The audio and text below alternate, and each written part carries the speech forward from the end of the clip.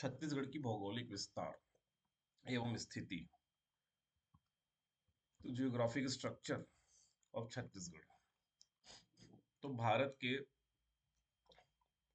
बीचों बीच, जहां पर हमारा जैसे ह्यूमन बॉडी है, ह्यूमन बॉडी का जहां पर हृदय होता है, हार्ट होता है, वहां पर हमारा छत्तीसगढ़ लोकेटेड है। इसलिए इसको छत्तीसगढ़ को भारत का हृदय या हार्ट ऑफ इंडिया की संज्ञा या उपमा दी जाती है। Heart of India. इसका जो अक्षांशीय विस्तार है, ये आपको दिख रहा है 1746 उत्तरी अक्षांश से 24/5 उत्तरी अक्षांश तक जाएगा। ये इसका जो लैटिट्यूडनल एक्सटेंशन है 17 डिग्री 46 मिनट उत्तरी अक्षांश,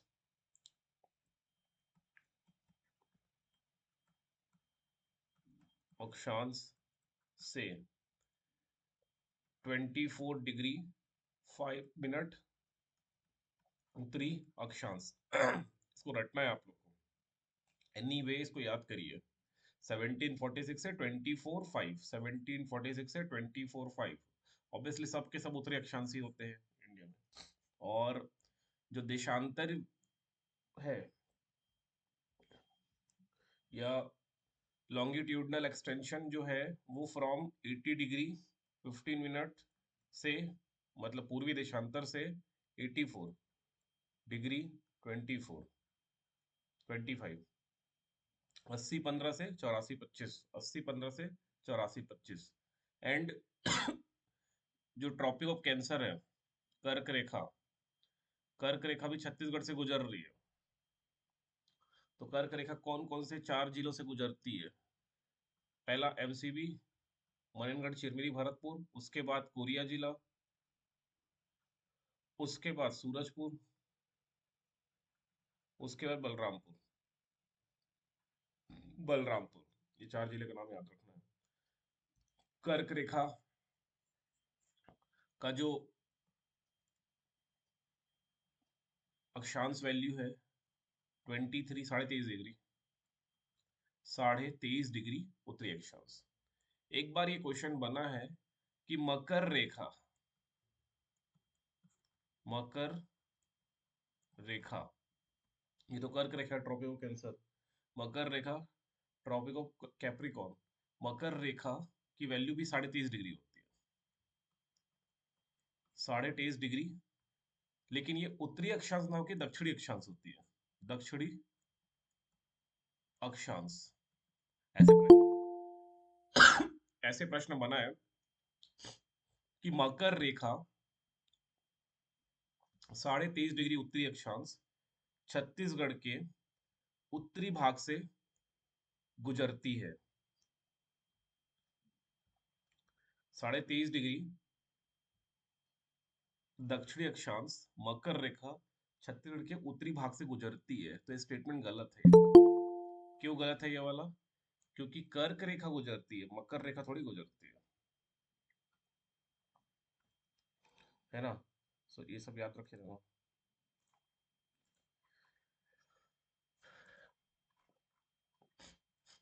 लैटिट्यूड, ये हमारे लैटिट्यूड का विस्तार है, एक्सटेंशन है।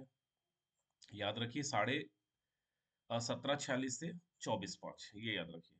भारत जो है उत्तरी गोलार्ध में है स्थित होने के कारण भारत की समस्त अक्षांशीय विस्तार उत्तरी अक्षांश में ही होगी।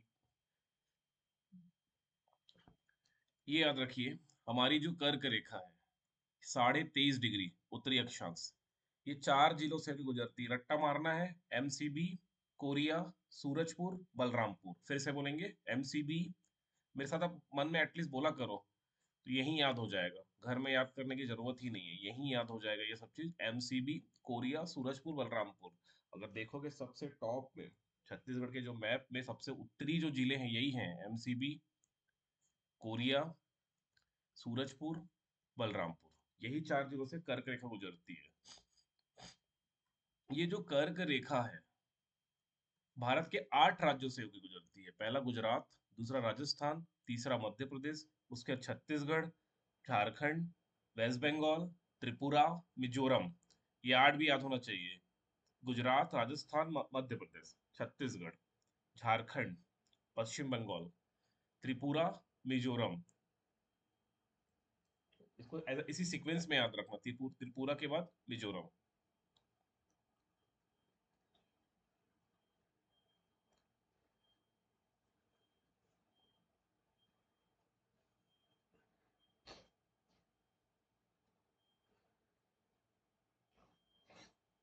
त्रिपुरा के बाद मिजोरम।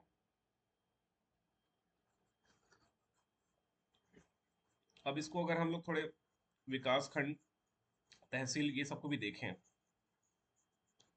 तो छत्तीसगढ़ का अगर नक्शा देखते हो, तो यहाँ पर आपको दिखता है एमसीबी। ये एमसीबी जिला है ना, ये वाला नया जिला बना है एमसीबी, मनिनगढ़ चिरमिरी भरतपुर, ये जिला का नाम है। उसके बाद आप लोग देखोगे तो ये आपको दिखाई देगा बैकुंठपुर, मतलब कोरिया जिला, ये कोरिया जिला है।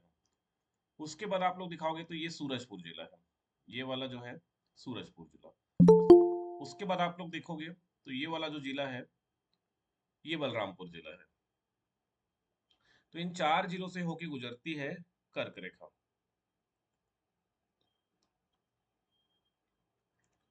4 जिलों से। लेकिन अब बात आता है कि ये जो विकास खंड है या तहसील है, जैसे भरतपुर, सबसे पहले भरतपुर है। अगर इसको, ये पीएससी में आएगा, नहीं आएगा सीजी व्यापम में, मुझे नहीं लगता। कि ईस्ट वेस्ट में जमाइए विकास खंड को। इधर वेस्ट है, पश्चिम है, और इधर पूर्व है। ठीक।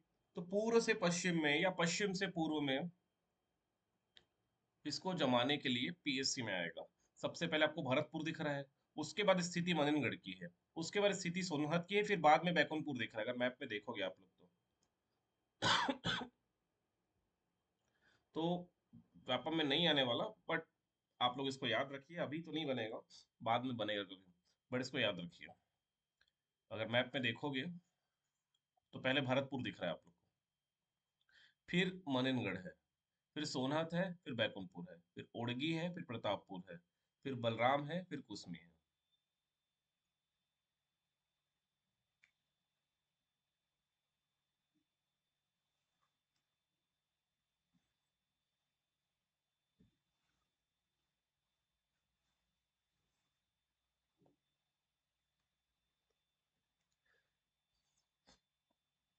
इसको याद अभी से रखिए तो ज्यादा अच्छा रहेगा। भरतपुर, मनिनगढ़ दोनों एमसीबी में आते हैं, सोनहत, बैकुंठपुर दोनों कोरिया जिले में, ओड़गी और प्रतापपुर दोनों सूरजपुर में है, बलरामपुर और कुसमी दोनों जो ब्लॉक है वो बलरामपुर जिले के अंतर्गत है। अभी एक प्रश्न बना है सीजीपीएससी में, कर्क रेखा के सर्वाधिक निकट कौन है? बैकुंठपुर है। छत्तीसगढ़ में कर्क रेखा सर्वाधिक बलरामपुर जिले में, सबसे कम कोरिया जिले से गुजरती है। अब देखोगे सबसे ज्यादा, ये देखो यहाँ से चालू होके यहाँ तक ये बलरामपुर में सबसे ज्यादा गुजर रही है, मतलब इसका जो विड्थ है वो बलरामपुर में ज्यादा है। और सबसे कम किस में है? कोरिया जिले में। सबसे कम कोरिया जिले में और सबसे ज्यादा बलरामपुर जिले में। अब छत्तीसगढ़ की नॉर्थ टू साउथ की लंबाई पूछा गया है, 700 से 800 किलोमीटर है। यहाँ से लेकर ये नॉर्थ पॉइंट है, और ये साउथ पॉइंट है, तो नॉर्थ साउथ एक्सटेंशन कितना है? Near 700 to 800 kilometre. ये याद रखना, उत्तर से दक्षिण तक की लंबाई, छत्तीसगढ़ के उत्तरी बिंदु से दक्षिणी बिंदु की लंबाई है 700 से 800 किलोमीटर। अब हम बात करें, if this is a Chhattisgarh, this is a Chhattisgarh, तो जो उसका एक्सट्रीम नॉर्थ पॉइंट है, एक्सट्रीम या सबसे उत्तरतम जिला या बिंदु, उत्तरतम जिला जो है वो बलरामपुर है। बलरामपुर। लेकिन सबसे उत्तरतम पॉइंट बलरामपुर जिले के सबसे एक्सट्रीम पॉइंट कौन सा है? तो सुंदरी गांव, सुंदरी गांव, गांव। उसी प्रकार अगर सबसे दक्षिणतम जिला बोले तो वो है सुकमा। ये जो जिला है, सबसे साउथ का जो जिला है वो है सुकमा। और सबसे दक्षिणतम बिंदु वो कोंटा है। कोंटा, तो इसको याद रखना है आपको। सबसे उत्तरतम जिला तो बलरामपुर दिख रहा है आपको, और सबसे उसका जो पॉइंट है वो सुंदरी गांव।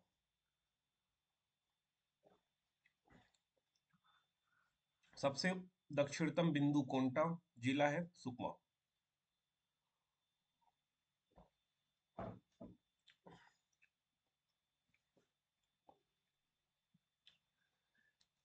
देशांतरी विस्तार, देशांतरी विस्तार की अगर हम लोग बात करेंगे,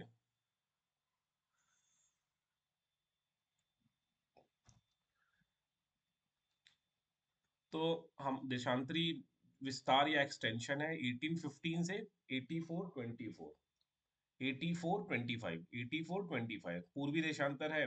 ऑप्शन में घुमाने के लिए बहुत पूछता है ना, पूर्वी देशांतर की जगह पश्चिमी देशांतर भी लिख के देता है वो, ऐसे देता है एग्जाम में। ऑप्शन ऐसा रहता है 84 डिग्री 15 मिनट, लिख देगा पश्चिमी,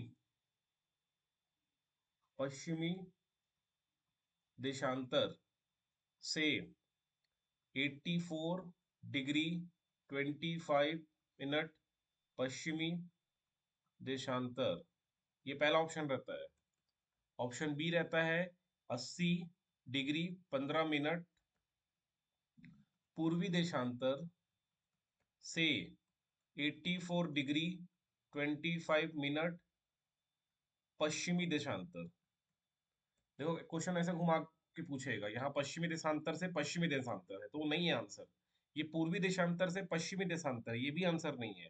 फिर यहाँ पर एक और ऑप्शन डाल देगा पश्चिमी देशांतर से पूर्वी देशांतर, ये भी ऑप्शन नहीं होगा। तो थोड़ा ध्यान दिए रहना, क्योंकि अगर हम लोग बात करेंगे अपन पूरे, अगर हम लोग गोलार्ध जो ये ग्लोब है उसकी बात करेंगे, तो ये एक लाइन है जो डिवाइड करती है पूरे ग्लोब को दो पार्ट में। इधर को बोलते हैं पश्चिमी, पूर्वी गोलार्ध बोलते हैं, है ना, और इस साइड को बोलते हैं पश्चिमी गोलार्ध बोलते हैं। ये पश्चिमी गोलार्ध हो गया, और इधर वाला पूर्वी। तो हमारा भारत पूरा पूर्वी गोलार्ध में है, पश्चिमी गोलार्ध में गए ही नहीं है। इसी प्रकार यहाँ एक लाइन ऐसे खिंचाएगा जो नॉर्थ साउथ में डिवाइड कर देगा, मतलब उत्तरी गोलार्ध और दक्षिणी गोलार्ध। तो पूरा भारत हमारा ऐसे है, ऐसे करके है, मतलब पूर्णतः उत्तर की ओर है और पूर्णतः पूर्व की ओर है। तो भारत का लोकेशन उत्तर पूर्व में है, उत्तर पूर्व में। तो कभी पश्चिम आएगा ही नहीं और कभी दक्षिण आएगा ही नहीं। तो इसको याद रखे रहो। इसी प्रकार मैं ज्योग्राफी में भारतीय मानक समय रेखा की बात किया था। भारतीय मानक समय जो कि 82.5 डिग्री है, ये आपको दिखाई देगा यहाँ पर। ये रखो मैप में, देखो ये 82.5 डिग्री ऐसे करके पास हो रहा है ना। तो ये लगभग छत्तीसगढ़ के बीचों बीच पास हुआ है, बीचों बीच। तो हमको इसका इम्पैक्ट समझ में नहीं आता ना, कि छत्तीसगढ़ के बीचों बीच अगर सूरज यहाँ कहीं पर है तो पूरा रोशनी छत्तीसगढ़ में पड़ रहा है। तो सुबह 7 बजा या गर्मी में 5-6 बजा, गर्मी में 5-6, ठंडी में 7, 7:30, 8, तो सूरज की रोशनी एकदम पड़ती है। तो हमको लगता है कि यार हाँ, सूरज की रोशनी पड़ी, सुबह 7 बज गया होगा, ऐसा अपने को लगता है ना। लेकिन अगर यही हम लोग गुजरात में होते, एकदम एक्सट्रीम पॉइंट में, वो गौरमोता में, गौरमोता में होते, और सुबह के 7 बज गए लेकिन सूरज नहीं दिख रहा है, सुबह के 8 बज रहे हैं अभी सूरज दिखना चालू हुआ है। और छत्तीसगढ़ में सुबह 8 बजे कितनी रोशनी होती है आप सभी को पता है। और यही सुबह 8 बजे 7 बजे अगर हम लोग पूर्वोत्तर भारत में रहते, तब ऐसा लगता कि 9-10 बज गया है, 9-10 बजे का धूप है। समय समझ में आ रहा है ना। लेकिन जो लोग इसको भी आप लोग ऐसे कनेक्ट नहीं कर पाओगे। लेकिन अगर क्रिकेट मैच की बात करो, जो लोग क्रिकेट प्रेमी होंगे, जो लोग क्रिकेट मैच देखते होंगे, अगर यही क्रिकेट मैच लंदन में हो रहा है, तब आप लोग कनेक्ट कर पाते हो। वहां मैच चालू हो जाता है सुबह सुबह, टेस्ट क्रिकेट मैच चल रहा है, तो ये सुबह 7-8 बजे से चालू होकर शाम को 6 बजे तक खेलते हैं, है ना, यही टाइम होता है। लेकिन वहां के सुबह के 7 बजे के हिसाब से हमारे यहाँ तो रात होते रहता है। है ना? तो यही है वो समय रेखा।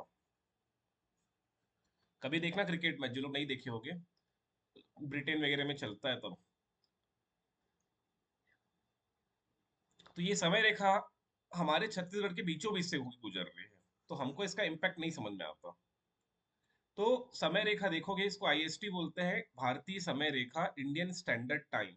ये हमारे भारत के 5 राज्यों से होकर गुजरती है, UP, MP, CG, Orissa, Andhra Pradesh, ये 5 राज्यों से। और छत्तीसगढ़ के 7 जिलों से होकर गुजरती है, ये रट लेना: सूरजपुर, कोरिया, कोरबा, जांजगीर चांपा, बलौदाबाजार, महासमुंद, गरियाबंद। फिर से बोलिए: सूरजपुर, कोरिया, कोरबा, जांजगीर चांपा, बलौदाबाजार, महासमुंद, गरियाबंद। ये 7 जिले से होकर गुजर रही है।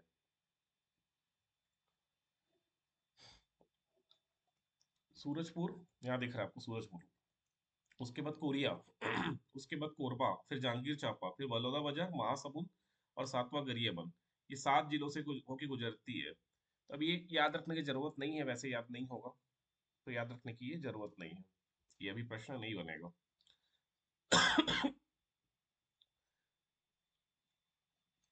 सबसे पूर्वोत्तम जिला, सबसे पूर्वी जिला है जशपुर, यहाँ देखो, और जशपुर का गिरला, जो पॉइंट है वो गिरला। सबसे पश्चिमोत्तर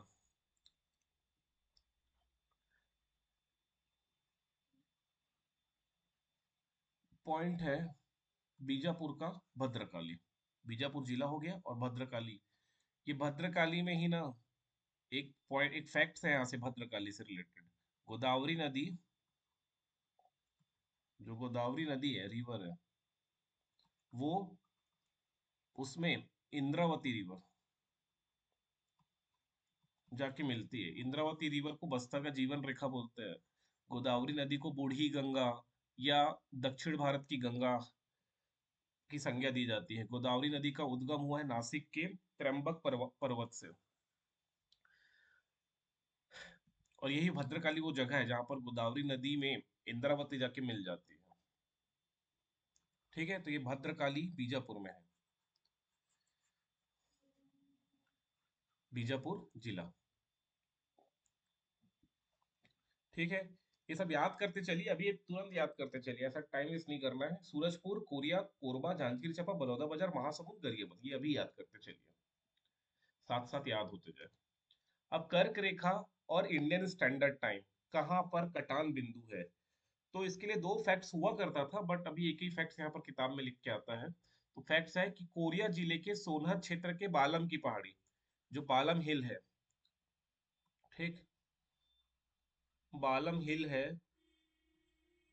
इसमें, ये बालम हिल यही है जहां पर कर्क रेखा और इंडियन स्टैंडर्ड टाइम, आईएसटी, भारतीय मानक समय रेखा का कटान बिंदु माना जाता है, कोरिया जिले में।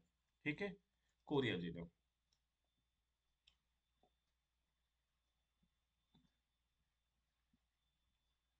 फिर यहाँ पर एक टेबुलर फॉर्म में दे दिया है याद करने के लिए, आपको आसानी से याद कर सको, ताकि कर्क रेखा जो है 7 जिलों से होके गुजरती है, सॉरी 4 जिलों से होके गुजरती है, ऐसा करके पूरा फैक्ट्स लिख दिया है यहाँ पर।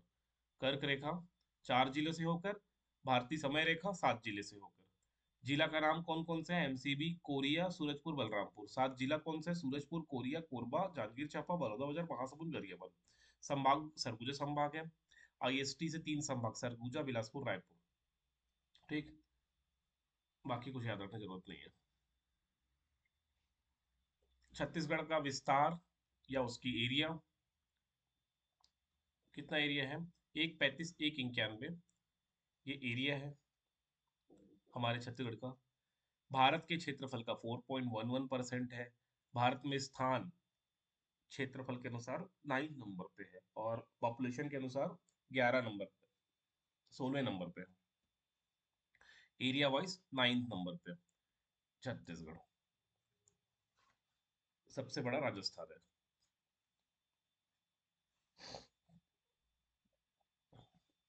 ये भी प्रश्न बना है कि छत्तीसगढ़ जो है ना, पेनिनसुलर प्लेट्यू का हिस्सा है, पेनिनसुलर, ठीक है, प्रायद्वीपीय पठार का हिस्सा है।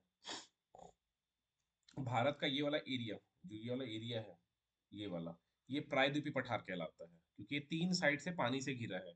इधर से अरब सागर से घिरा है पानी से, इधर हिंद महासागर हो जाता है, और इधर बंगाल की खाड़ी। 3 साइड से पानी से घिरा है। इसके ऊपर होता है उत्तर भारत का ग्रेट महान प्लेन को क्या बोलते हैं, great plain of northern India, समतल वाला जो हिस्सा जहाँ पर गंगा नदी का मैदान, मैदान वाला इलाका, मैदान, उत्तर भारत का महान मैदान, इधर को बोलते हैं।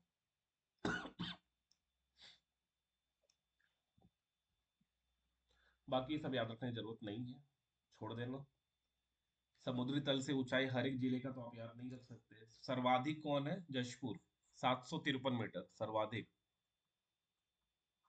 सर्वाधिक। और न्यूनतम है सुकमा, 197।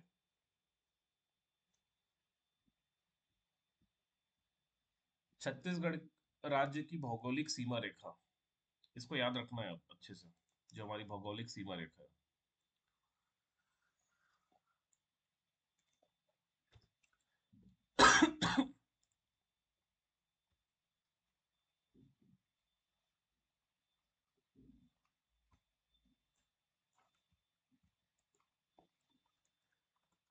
अगर हमारे जो राज्य है छत्तीसगढ़ है, वो कितने राज्यों से गुजरा, घिरा हुआ है, 7 राज्यों से घिरा हुआ है। हमारा जो राज्य है वो लैंड लॉक्ड स्टेट है। लैंड लॉक्ड स्टेट का मतलब होता है जिसकी बाउंड्री किसी इंटरनेशनल बाउंड्री या फिर से नहीं लगती। ठीक, कोई इंटरनेशनल बाउंड्री से नहीं घिरा है, मतलब किसी दूसरे देश से नहीं घिरा है, और या समुद्री बाउंड्री, सी बाउंड्री भी नहीं लगती, तो उसको बोलते हैं लैंड लॉक्ड स्टेट। ठीक है। भू आविष्ठित राज्य, भू आविष्ठित राज्य, लैंड लॉक्ड स्टेट। तो भारत संघ में 5 है ऐसे राज्य हैं जो भू आविष्ठित है। छत्तीसगढ़ है, एमपी है, झारखंड है, तेलंगाना है, हरियाणा है। ये 5 ऐसे राज्य हैं जो लैंड लॉक्ड स्टेट है ना। छत्तीसगढ़, यू एमपी, झारखंड, तेलंगाना, हरियाणा, कोई इंटरनेशनल बाउंड्री नहीं है, कोई सी बाउंड्री नहीं है। तो छत्तीसगढ़ 7 राज्यों से घिरा है। वो 7 राज्य है उड़ीसा, एमपी, महाराष्ट्र, तेलंगाना, झारखंड, यूपी, आंध्र प्रदेश। ये 7 राज्यों से छत्तीसगढ़ हमारा घिरा है। तो इसको आपको याद रखना है कि किस डायरेक्शन में भी घिरा है, ये भी याद रखना है आपको। डायरेक्शन भी पूछा जाएगा। जैसे इसको ऐसा मैप बना लेना, ऐसा लाइन खींच लोगे तो थोड़ा याद रहेगा। इसको बोलते हैं नॉर्थ, ये साउथ है, ये ईस्ट है,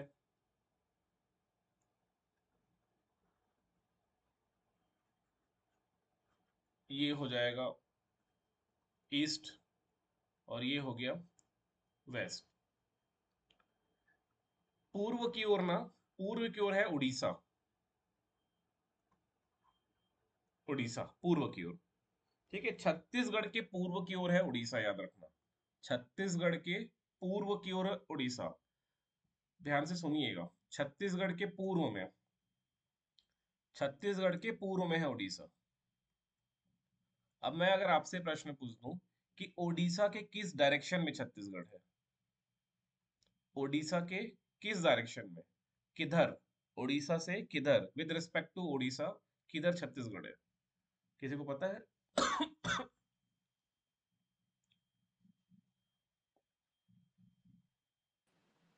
पश्चिम। पश्चिम में, क्योंकि जस्ट उल्टा ही करना है। पूर्व में है तो पूर्व का उल्टा हो जाएगा पश्चिम। तो हम जो है वो पश्चिम की ओर है। ये रीजनिंग में प्रश्न बनता है कि वो मेरे पूर्व में खड़ा है तो मैं उसके कहाँ पर खड़ा हूँ, तो मैं उसके पश्चिम में खड़ा हूँ। ठीक है, ऐसे प्रश्न बना है इसलिए, यहाँ पर बना, एडीओ में बना था 2017-18 में जब भी हुआ था। तो छत्तीसगढ़ के पूर्व में है ओडिशा। फिर हमको एक ऐसे लाइन और खींचना पड़ेगा, ये हो जाएगा नॉर्थ ईस्ट, ये हो गया साउथ वेस्ट, ये हो गया साउथ ईस्ट, ये हो गया नॉर्थ वेस्ट।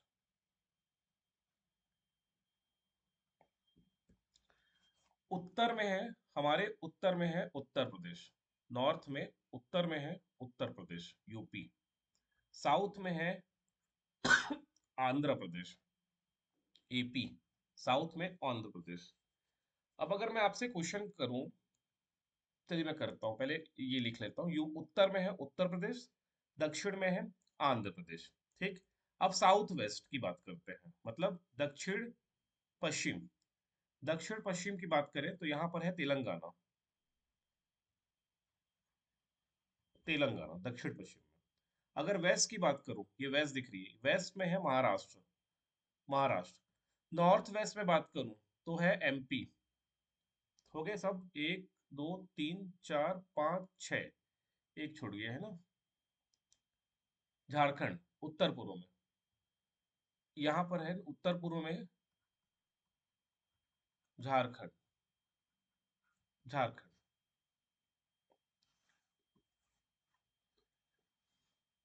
चलिए, सब में आपको दिख रहा है।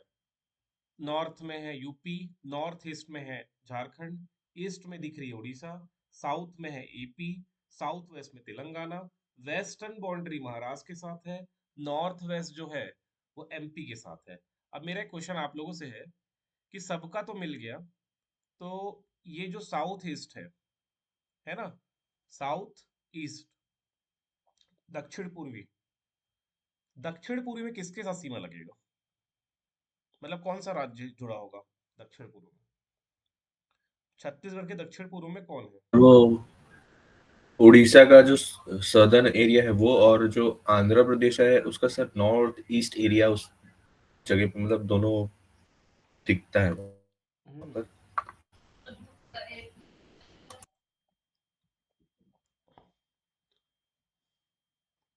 अगर मैप में देखोगे ना मैप में, तो यहाँ से हमारा उड़ीसा का बाउंड सीमा लग रहा है, ये उड़ीसा है पूरा, ये पूरा उड़ीसा राज्य है। तो जो छत्तीसगढ़ का ईस्ट भी यही है, और छत्तीसगढ़ का साउथ ईस्ट की हम बात करेंगे तो भी उड़ीसा की ही बाउंड्री लगेगी। ठीक है, अभी प्रश्न नहीं बना है कभी, बट उड़ीसा का एक्सटेंशन यहाँ तक है पूरा। तो साउथ ईस्ट में भी कौन है? उड़ीसा ही। तो ये जो मैं बनाया हूँ टेबल, इसकी प्रैक्टिस करिए कम से कम 10 बार। No need to remember this. इसी की प्रैक्टिस 10 बार करिए, तो आप एक बार 10 बार ये बना लोगे ना, ये वाला सेक्शन 10 बार कर लेते हो, तो उसके बाद होल लाइफ ये चैप्टर एटलीस्ट याद नहीं करना पड़ेगा। ठीक। कि हमारे ईस्ट में कौन है, हमारे नॉर्थ ईस्ट में कौन है, हमारे नॉर्थ में कौन है, हमारे नॉर्थ वेस्ट में कौन है, हमारे वेस्ट में पश्चिम में कौन है, हमारे पश्चिम दक्षिण पश्चिम में कौन है, हमारे दक्षिण में कौन है। ये हमारे की बात चल रही है ना। हमारे मतलब मिड में है Chhattisgarh, this is Chhattisgarh, mid में है छत्तीसगढ़। लेकिन अब क्वेश्चन का पैटर्न चेंज हो रहा है, जैसे मैं बोल दिया कि हमारे नॉर्थ में है यूपी, तो यूपी के किस साइड में हम हैं? तो दक्षिण में होंगे। नॉर्थ का अपोजिट क्या होगा? दक्षिण। ध्यान से समझिएगा, नॉर्थ का अपोजिट क्या होगा? दक्षिण। ये नॉर्थ में, यूपी के हम नॉर्थ में हैं, सॉरी हमारे नॉर्थ में यूपी है, हमारे नॉर्थ में यूपी है, तो यूपी के किस डायरेक्शन में हम हैं? साउथ में है। नॉर्थ का अपोजिट क्या होगा? साउथ। नॉर्थ का अपोजिट साउथ। उसी प्रकार अगर मैं तुमसे पूछूं कि हमारे नॉर्थ ईस्ट में, हमारे नॉर्थ ईस्ट में है झारखंड, हमारे नॉर्थ ईस्ट में है झारखंड, किधर है? नॉर्थ ईस्ट में। तो झारखंड के किस डायरेक्शन में हम खड़े हैं? झारखंड के किस डायरेक्शन में हम खड़े हैं? तो नॉर्थ ईस्ट का अपोजिट क्या होगा? South west. तो साउथ वेस्ट में खड़े हैं, मतलब छत्तीसगढ़ का location with respect to Jharkhand south west है। आ रहा है समझ में कि इसमें कंफ्यूजन है? क्लियर है सर। क्लियर है सर। इसको अलग से याद रखने की जरूरत नहीं है कि पहले छत्तीसगढ़ का पोजीशन याद करो, फिर दूसरे स्टेट के हिसाब से छत्तीसगढ़ का पोजीशन नहीं याद रखना है। एक ये टेबल याद रखिए, ये जो मैं बनाया हूँ चित्र, ये चित्र बस याद रखिए, बाकी सब बन जाएगा। ठीक। बस उल्टा करते जाना है, सिर्फ उल्टा। ठीक है, सिर्फ उल्टा करते जाना है। जैसे कि एमपी हमारे नॉर्थ वेस्ट में है, ये दिख रहा है एमपी हमारे नॉर्थ वेस्ट में है, तो हम एमपी के रिस्पेक्ट में कहाँ पर है, साउथ ईस्ट में है। एमपी के रिस्पेक्ट में हमारी पोजीशन साउथ वेस्ट ईस्ट है। बस ये याद रखिए, बाकी समझ में आ जाएगा। उसके बाद है, अब ये तो पढ़ लिए कि ऐसा कनेक्शन है, पूर्व में उड़ीसा है, लेकिन उड़ीसा से कनेक्टेड हमारे कितने जिले हैं, तो 9 जिले हैं। और वो 9 जिले कौन कौन से हैं, ये पूरे 9 जिले आपको याद रखना पड़ेगा। जशपुर, रायगढ़, सारंगढ़, महासमुंद, गरियाबंद, धमतरी, कोंडागांव, बस्तर, सुकमा, ऐसे करके ये पूरा याद रखना पड़ेगा। सबका ट्रिक बनाइए, ऑटोमेटिक याद रहेगा। जशपुर, रायगढ़, सारंगढ़ भिलाईगढ़ अभी आ गया, पहले नहीं था, महासमुंद, गरियाबंद, धमतरी, फिर कोंडागांव, बस्तर, सुकमा।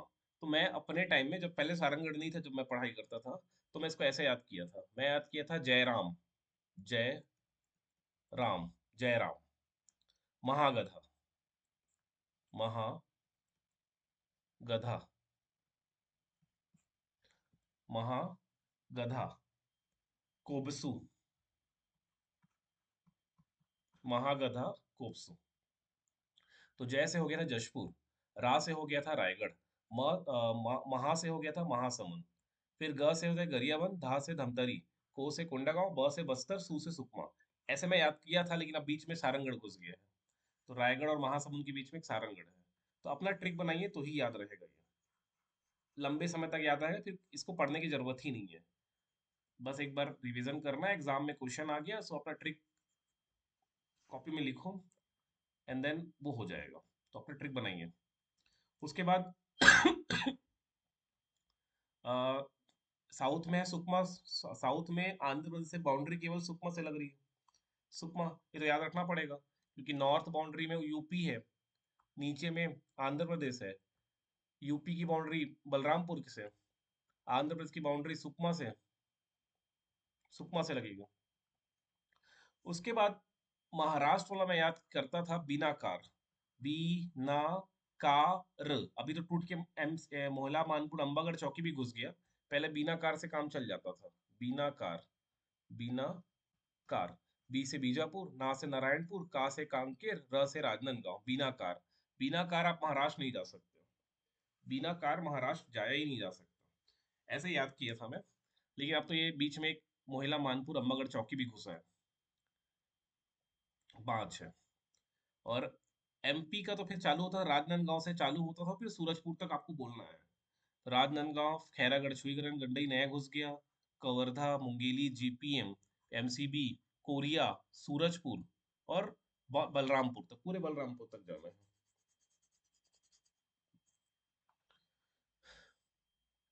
झारखंड की बाउंड्री लग रही है बलरामपुर, जशपुर, तो इसको याद रखना ही पड़ेगा, कैसे भी करके आपको याद रखना है।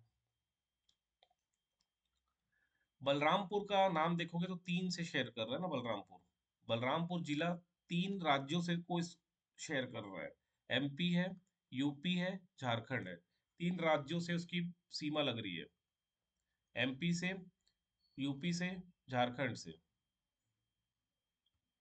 तो ये 3 राज्यों से, एमपी, यूपी, झारखंड। सुकमा की बाउंड्री तेलंगाना, उड़ीसा, तेलंगाना, आंध्र प्रदेश। जसपुर की बाउंड्री झारखंड एवं उड़ीसा, राजनांदगांव की बाउंड्री एमपी महाराष्ट्र, बीजापुर की बाउंड्री तेलंगाना महाराष्ट्र। ठीक। अब आप लोग अगर इन जिलों से होंगे, यहाँ जितने जिले लिखे ना, ये जिले, इन जिलों से होंगे, तो इलेक्शन टाइम में यहाँ पर जितने रोड होते हैं, वो रोड जो दूसरे राज्यों को कनेक्ट करेंगे, जैसे कि अगर आप लोग सपोज रह रहे हो जशपुर में, तो जशपुर से उड़ीसा का जो रोड कनेक्ट कर रहा होगा, वहां पर इलेक्शन टाइम में, चाहे वो विधानसभा हो, चाहे वो लोकसभा हो, वहां पर बहुत ज्यादा पहरेदारी होती है, कि दूसरे राज्यों से पैसा ना आए, दूसरे राज्य से कुछ सामान ना आए, इसके लिए बहुत व्यवस्था किया जाता है। तो इसलिए अलग से सिक्योरिटी फोर्स का गठन किया जाता है। अभी धान खरीदी स्टार्ट होगा, तो धान खरीदी में भी दूसरे राज्यों से धान ना आए, क्योंकि हमारे यहाँ धान का जो प्रोडक्शन कॉस्ट है, प्राइस, वो सबसे मैक्सिमम है। तो दूसरे राज्य वाले भी छत्तीसगढ़ में धान बेचने के लिए आतुर रहते हैं। तो यहाँ पर फिर से व्यवस्था होगी सिक्योरिटी की कि कोई दूसरा स्टेट से धान ना आ जाए।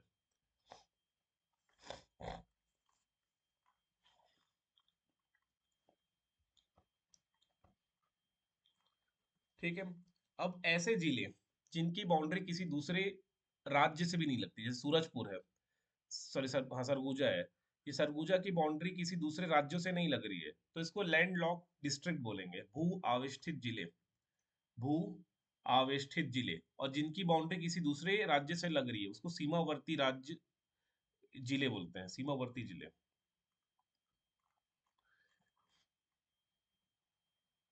ठीक है। तो अंतरराज्यीय सीमा रेखा पर स्थित जिले 22 हैं, जो आप लोग अभी देख लिए कौन कौन से 22 हैं। और भू आवेष्टित जिले 11 हैं। सरगुजा बिलासपुर संभाग में कोरबा, जांजगीर, बिलासपुर, शक्ति। रायपुर संभाग में बलौदाबाजार, रायपुर। दुर्ग संभाग में दुर्ग, बेमेतरा, बालोद। बस्तर में दंतेवाड़ा। तो ये भी आपको नाम याद रखना है, 22 जो है जिनकी सीमा लगती है, और 11 वो है जिनकी सीमा किसी दूसरे राज्य से नहीं लगती। ये नाम याद रखना पड़ेगा, पांचों संभाग में कौन कौन सा है। ठीक। तो पहले तो दो याद रखो, अभी दो याद रखो। सरगुजा संभाग में सरगुजा ही है, और बस्तर संभाग में दंतेवाड़ा। दंतेवाड़ा की बाउंड्री किसी से नहीं लग रही है। ये दो याद रखिए, पहले तो यही दो याद रखिए, दंतेवाड़ा है और सरगुजा है। और दुर्ग संभाग में ना बेदूबा, बेदूबा, कल ये दुर्ग का मैप हो गया। ऊपर को बोलते हैं बे, मेतरा। नीचे को बोलते हैं दू, दुर्ग। और उसके नीचे को बोलते हैं बा, बेदूबा। बेमेतरा, दुर्ग, बालोद, इनकी बाउंड्री किसी से नहीं लग रही है। रायपुर, बलौदाबाजार और रायपुर इटसेल्फ। अगर संभाग की मुख्यालय देखोगे, सरगुजा में ही खुद, बिलासपुर में बिलासपुर मुख्यालय ही खुद, रायपुर का रायपुर मुख्यालय ही खुद, दुर्ग का दुर्ग मुख्यालय ही खुद, चारों के मुख्यालय जो है भू अवस्थित है। बस्तर का मुख्यालय, बस्तर भले भू अवस्थित नहीं है, लेकिन चारों तो भू अवस्थित है। ऐसे अपने दिमाग में एक छोटा सा ट्रिक जैसा बना के रखो, तो ये एग्जाम में याद आता है।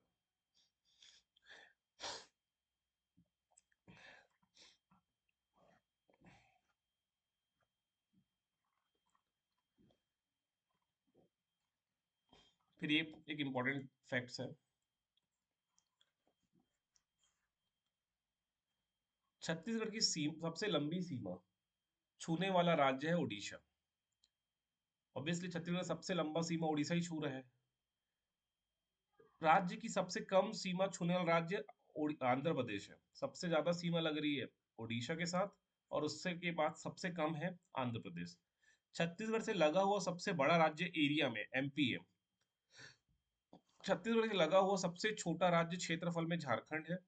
छत्तीसगढ़ का सबसे कम अंतर राज्य सीमा वाला जिला धमतरी। धमतरी धमतरी का जो सीमा है ना, सबसे कम लगता है, अगर देखोगे मैप में, छोटा सा धमतरी का सीमा लगा है, ये रहा, एकदम छोटा सा यहाँ पर, यहाँ पर। तो सबसे कम शेयर करता है धमतरी।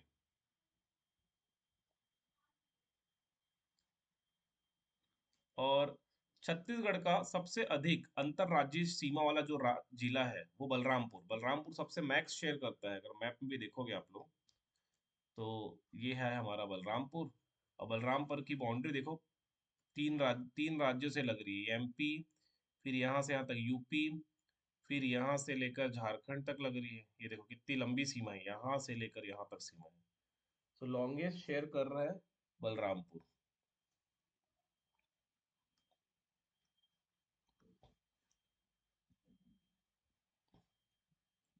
याद रखिएगा इसको।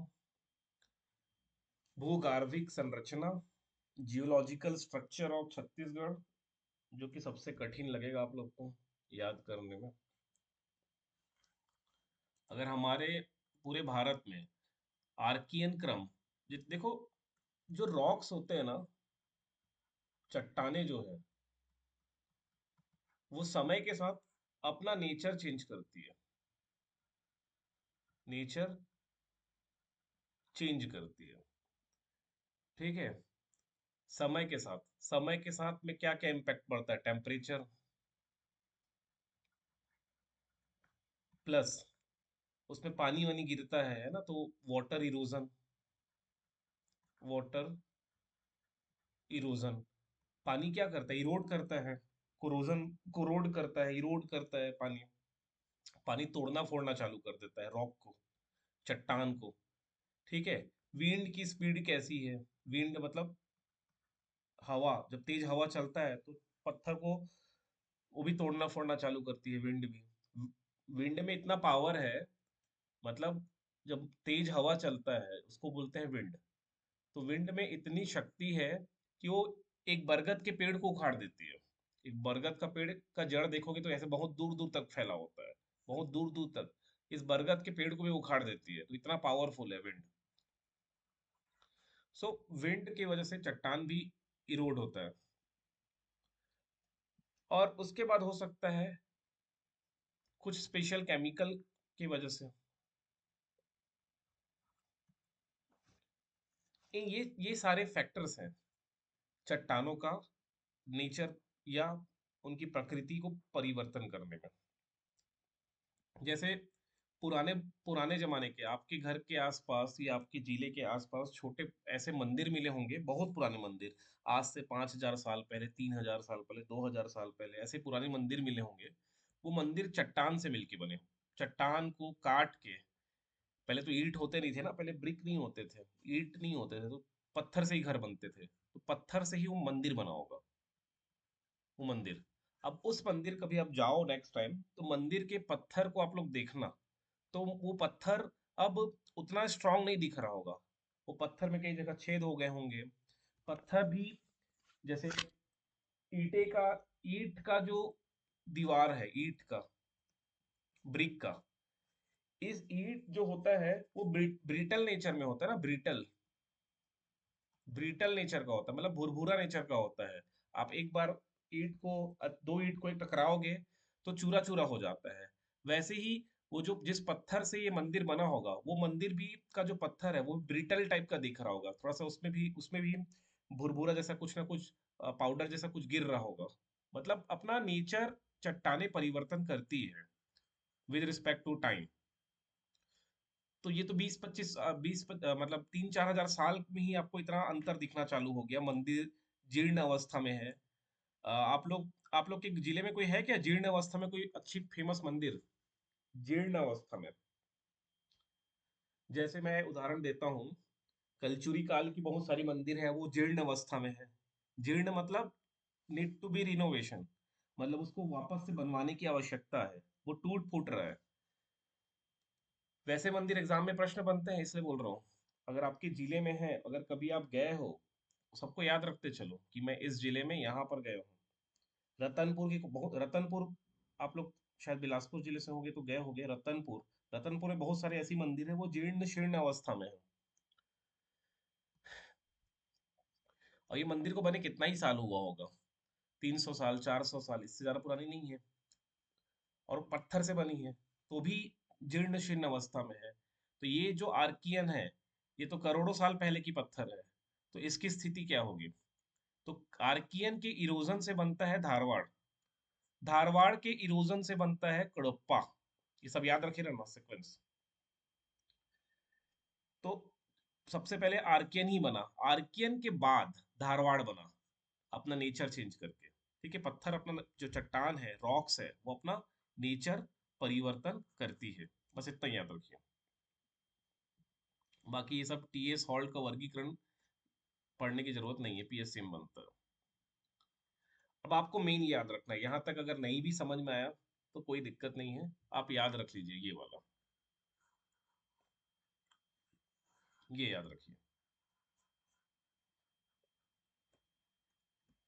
आर्कियन शैल समूह, आर्कियल शैल समूह का विस्तार, ये छत्तीसगढ़ के 50% एरिया में है, पूरे छत्तीसगढ़ के 50% एरिया में आर्कियन आपको दिखाई देगी, आर्कियन शैल समूह दिखाई देता है। ये प्रश्न बनता है। और बस्तर के तो 75% में आर्कियन दिखाई देगा। बस्तर पठार का अधिकांश भाग इसी से बना है, आर्कियन से। बेलाडीला की पहाड़ियां आर्कियन शेल से बना है, ठीक है। और ये ओल्डेस्ट रॉक है। एग्जाम में प्रश्न इतने ही बनते हैं, सबसे प्राचीन शैल समूह कौन सा है, तो आर्कियन है। अब ये शैल समूह है ना, शैल समूह का मतलब आर्कियन में बहुत सारे शैल आपको दिखाई देंगे, कुछ कुछ नीज बोलते हैं, शिस्ट बोलते हैं, ऐसे करके शैल समूह है आर्कियन, ठीक। ये ओल्डेस्ट है। फिर धारवाड़।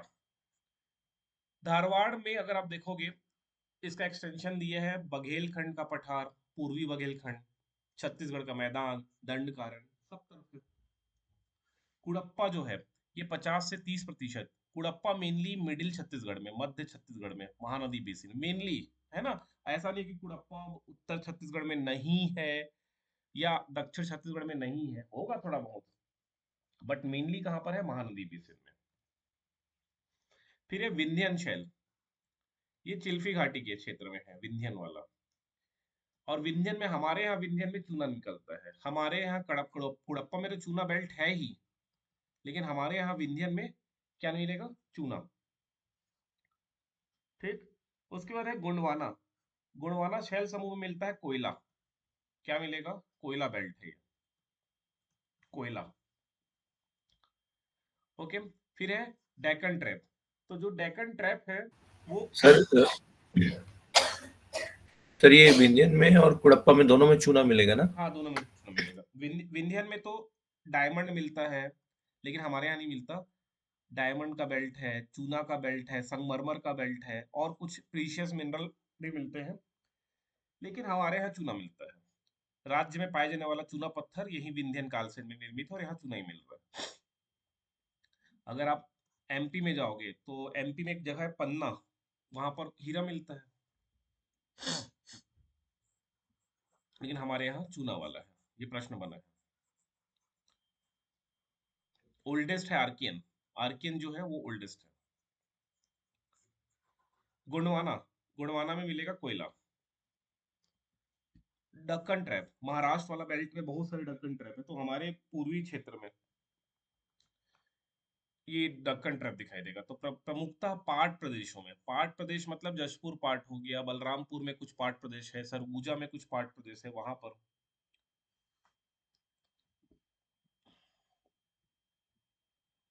अब ये है मैप।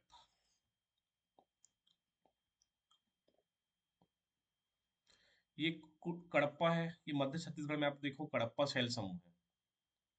आर्कियन आपको दिख रहा है, ये आर्कियन, ये सब आर्कियन है। बस्तर में देखो तो अधिकतर आर्कियन ही दिखेगा आपको, अरे आर्कियन, ये भी आर्कियन है, ये भी आर्कियन है, ये भी आर्कियन है। बस्तर में मोस्टली आर्कियन ही है, ठीक है। इतना याद रखने की जरूरत नहीं है, बट एटलीस्ट ये टेबल याद रखो, थोड़ा बहुत ये टेबल से प्रश्न बन सकता है। अब आर्कियन बहुत डिटेल में दिया है, इतना डिटेल नहीं पढ़ना है, ये पीएससी के लिए है। इतना डिटेल, इतना डिटेल पढ़ भी लोगे तो याद नहीं रहेगा ना।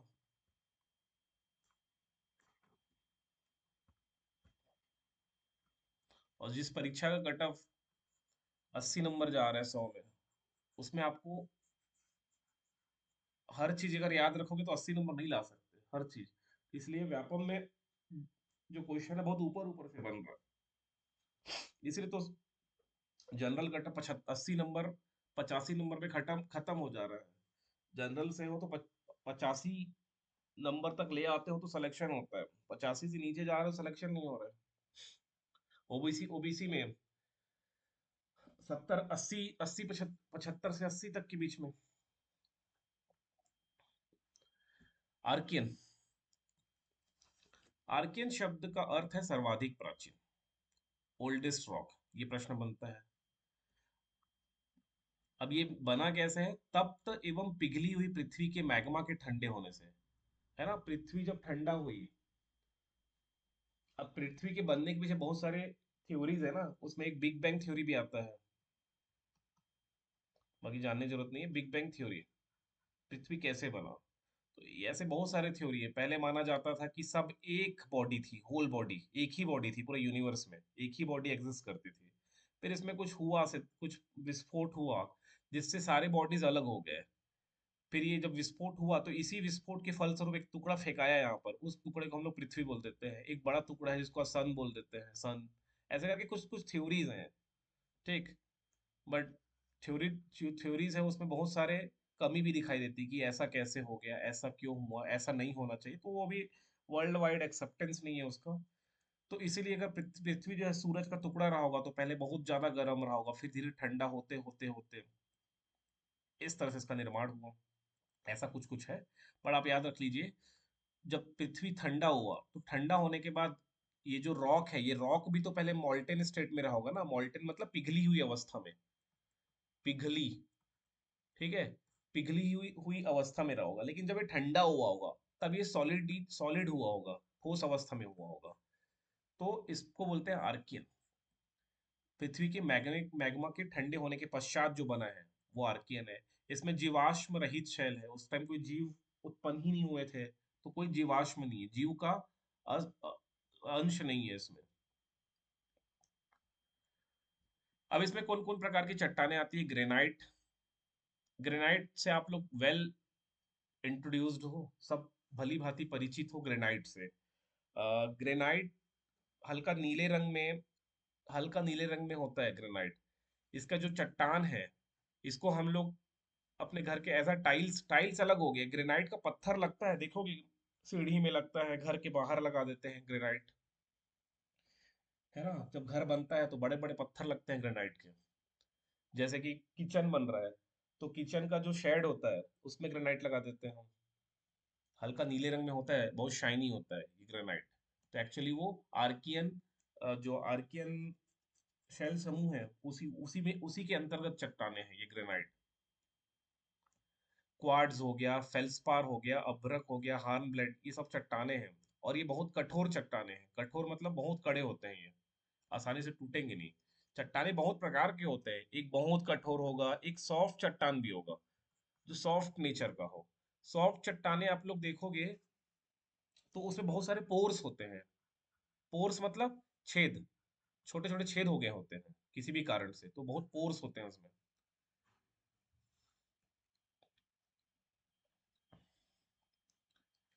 छत्तीसगढ़ का ये याद रखना है। अब याद क्या रखना है इसमें, याद क्या क्या रखना है? ओल्डेस्ट याद रखिए, जीवाश्म रहित प्रश्न बना है, तब तो पिघली हुई से प्रश्न बने हुए हैं, याद रखिए। उनके कुछ प्रकार में ग्रेनाइट याद रख लो। अधिकांश भाग आर्कियन के, छत्तीसगढ़ का अधिकांश भाग मतलब 50% के आसपास इसी चट्टाने से है। यह सबसे प्राचीन तथा छत्तीसगढ़ के धरातली बनावट में प्रमुख है, ये ओल्डेस्ट है।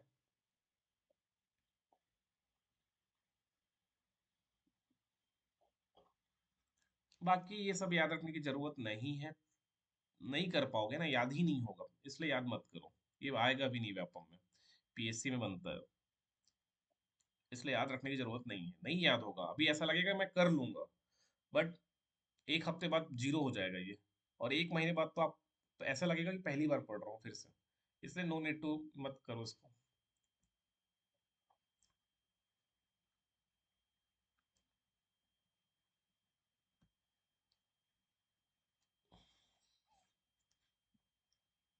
पीएससी वाले तो सब करते हैं, सब याद करना पड़ता है पीएससी वालों को।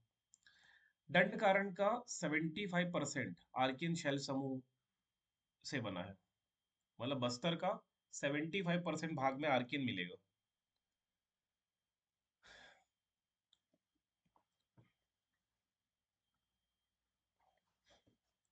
बैलाडीला की पहाड़ियां सबसे पुरातन शैलों से निर्मित है। बैलाडीला की पहाड़ी आर्कियन से मिला है, ठीक है, आर्कियन रॉक समूह से बना है। बाकी नहीं याद रखो तो भी चलेगा। प्रमुख चट्टान में ग्रेनाइट है। अब इसमें कुछ फैक्ट्स है, मैं आपको बता देता हूँ। वो पीएससी में ही बना है, बट याद रख लेना, ग्रेनाइट। बाकी ये कुछ पढ़ने की जरूरत नहीं है। ये याद रखो, डोंगरगढ़ के पास गुलाबी रंग की ग्रेनाइट पाई जाती है, गुलाबी रंग की ग्रेनाइट। अब ग्रेनाइट में कलर कॉम्बिनेशन के लिए रिस्पॉन्सिबल है, उसमें क्या केमिकल का रीच है? सो केमिकल,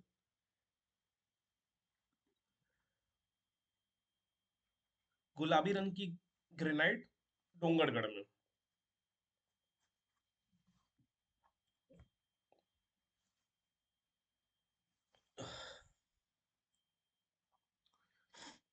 बाकी नहीं पढ़ने की जरूरत है, सब नहीं याद ही नहीं होगा। धारवाड़ शैल समूह।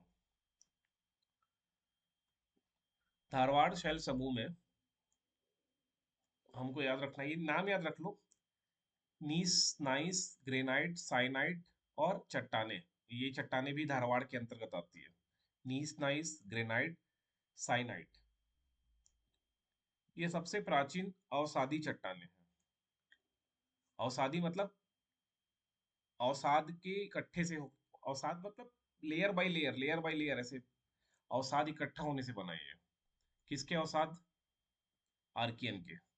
मतलब आर्कियन का नेचर परिवर्तन होने से बना है धारवाड़।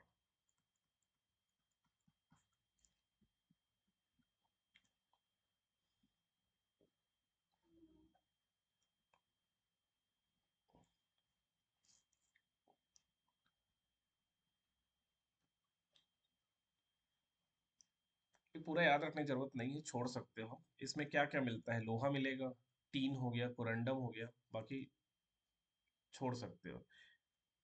इसमें भी जीवाश्म नहीं मिलेगा।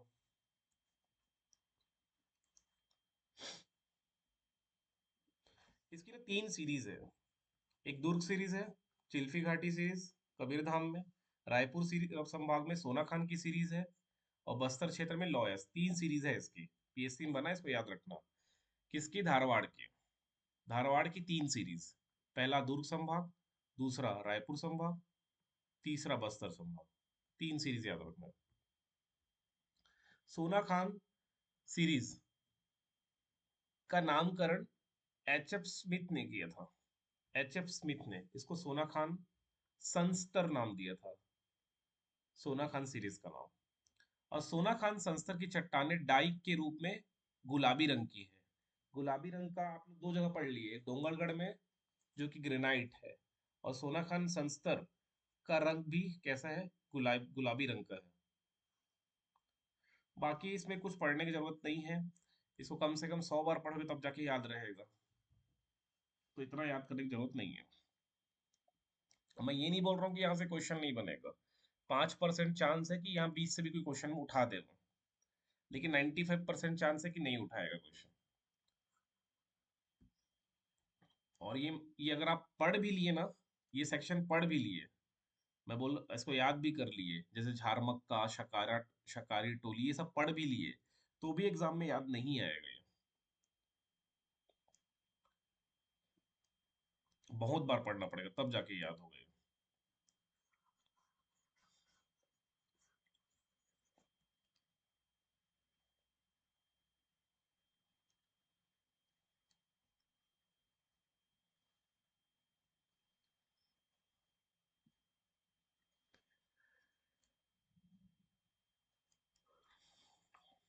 फिर कुड़प्पा। आंध्र प्रदेश के कुड़प्पा जिले के नाम पे इसका नामकरण हुआ है। चूना पत्थर सीमेंट गेट का है, मतलब यहाँ से चूना पत्थर निकलेगा जिससे सीमेंट बनेगा, चूना बनेगा, ये याद रखना। मतलब सीमेंट उद्योग का ये आधार है। इसलिए आप लोग देखोगे मध्य संभाग, मतलब मध्य छत्तीसगढ़ में बहुत सारे सीमेंट प्लांट हैं। Cement plants. छत्तीसगढ़ का पहला सीमेंट फैक्ट्री कौन सा है? किसी को पता है बताइए। प्रथम सीमेंट फैक्ट्री।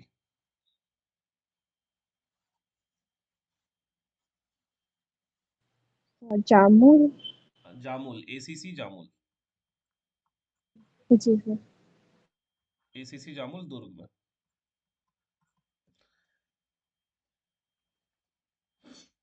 ये छत्तीसगढ़ का प्रथम सीमेंट फैक्ट्री है।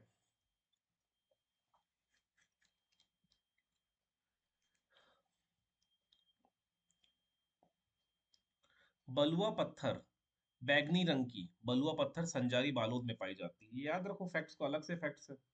बैगनी रंग की बलुआ पत्थर, ये संजारी बालोद में पाई जाती है। और इसका जो विस्तार है, ये आर्कियन के बाद सेकंड नंबर में आता है। 25 से 30%। आर्कियन तो लार्जेस्ट एरिया में फैला हुआ है, 50% क्षेत्र में। दूसरा सर्वाधिक जो विस्तृत शैल समूह है छत्तीसगढ़ में, वो यही है, आर्कियन। ये आर्कियन नहीं, कडप्पा।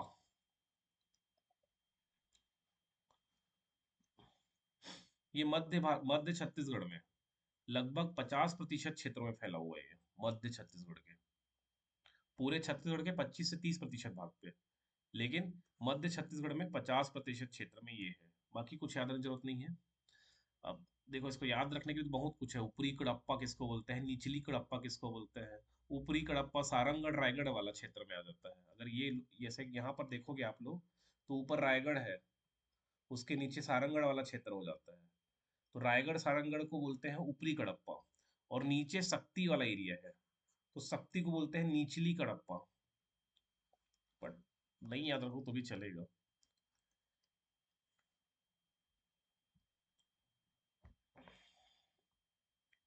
पहले फर्स्ट रीडिंग में तो कम से कम जो इम्पोर्टेंट है उसको कर लो, सेकंड वेकेंड थर्ड 10 बार 15 बार जब इसको पढ़ोगे तब ये सबको पढ़ लेना। ये तो सब पढ़ने के चक्कर में कुछ याद नहीं होगा। फिर विंध्यन शैल समूह,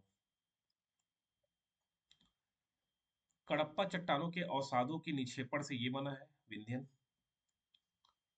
विंध्यन पर्वत के कारण इसका नाम विंध्यन शैल समूह पड़ गया। रायगढ़ नगर के आसपास ग्रेनाइट तथा नीस नाइस पर निम्न विंध्यन चट्टानें स्थित है। छत्तीसगढ़ में पाया जाने वाला चूना पत्थर निम्न विंध्यन काल में निर्मित है। बस इतना, और कुछ याद नहीं रखना है। गोंडवाना कोयला मिलेगा।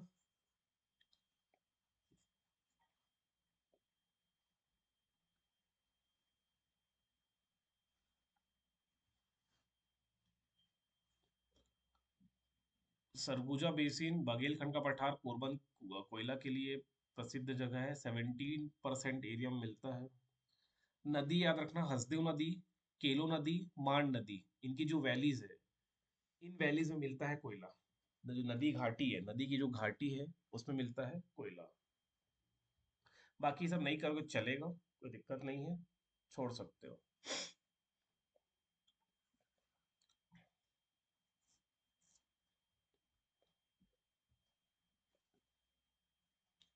दक्कन ट्रैप, अब देखो इसको, ये जितने रॉक ग्रुप दिया है, शेल समूह दिया है, इसको याद कैसे रखोगे।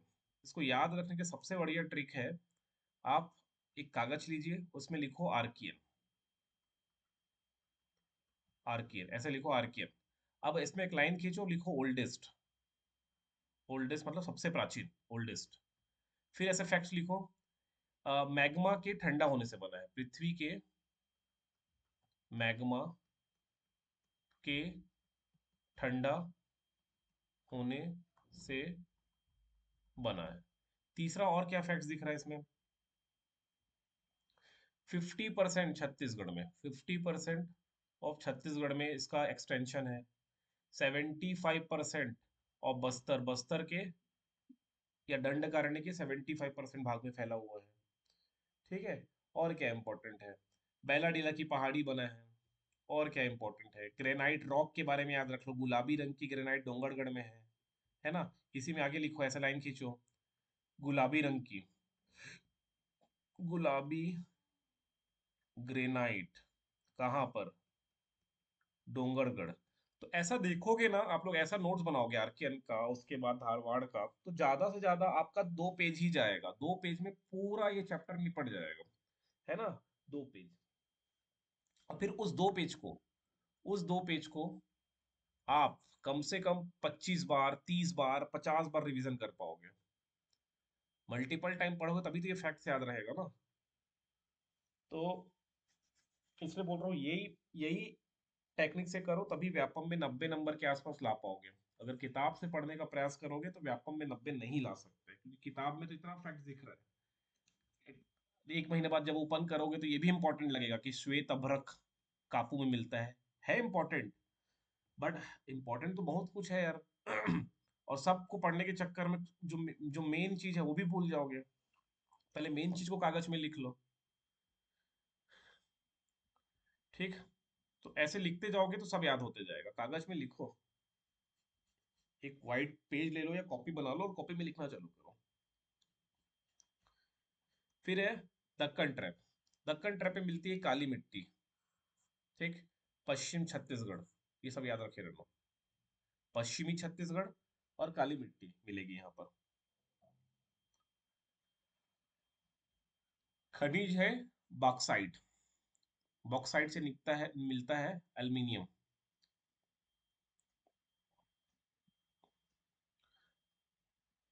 अब एक टेबल बना के दे दिया है। आर्कियन 50% में, धारवाड़ लगभग 3% में है, कुड़प्पा लगभग 25 से 30%। नहीं याद रखना है, मत याद रखो, ये भी याद रखने की जरूरत नहीं है। ये 50%, 75%, 25 से 30%, 17% में कोयला मिलता है, मतलब गुड़वाना होगा, ऐसे थोड़ा सा याद रखे रहो। ठीक। अब पीएससी में ऐसे जमाने के लिए प्रश्न आता है कि किसमें क्या है।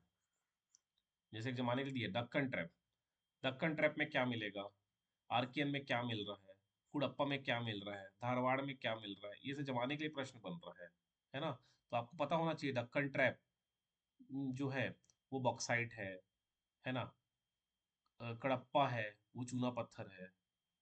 इस तरह से आपको अरेंज करना पड़ेगा। अगर ये जब तक अरेंज नहीं करोगे तो नहीं बनने वाला। आर्कियन नीस हो जाएगा, धारवाड़ में टीन मिलेगा, तो इस तरह से अरेंज करना पड़ेगा। ये आ सकता है एग्जाम में, मैं नहीं बोलूंगा नहीं आएगा, लेकिन पीएससी में बना है, हो सकता है आपको में बन जाए आगे। तो ये थोड़ा सा खनिज को भी ऊपर ऊपर खनिज भी देखे रहो।